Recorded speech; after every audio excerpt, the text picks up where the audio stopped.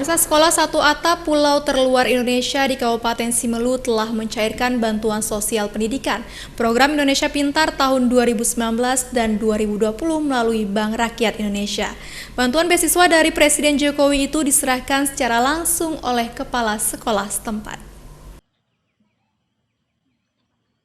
Sekolah Satu Atap atau SD dan SMP Pulau Terluar Indonesia di Kabupaten Simelu telah menyerahkan bantuan sosial pendidikan atau beasiswa Indonesia Pintar dari Presiden Jokowi beberapa waktu lalu. Pada tahun 2019, siswa Sekolah Satu Atap SD dan SMP Pulau Terluar Indonesia di Kabupaten Simelu mendapatkan bantuan bagi 40 siswa. 25 diantaranya siswa sekolah dasar dan 15 siswa sekolah menengah pertama. Sementara pada tahun 2020, jumlah penerima bantuan ini khusus untuk sekolah Pulau Terluar Indonesia mengalami peningkatan, yakni siswa sekolah dasar sebanyak 37 siswa dan SMP 25 siswa.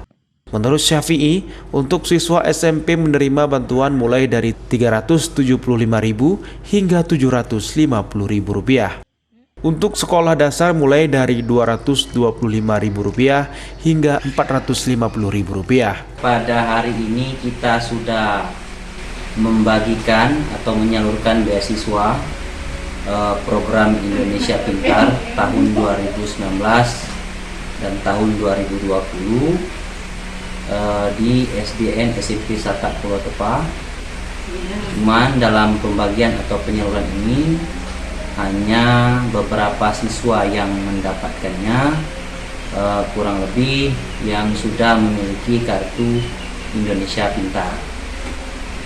Kepala Sekolah Pulau Terluar di Indonesia di Simelu berharap di tahun 2021 agar pemerintah pusat di daerah dapat menambah kuota penerima bantuan beasiswa ini kepada siswanya, mengingat banyaknya orang tua siswa berasal dari keluarga kurang mampu. Dari Kabupaten Simelu, Tim Liputan iNews melaporkan.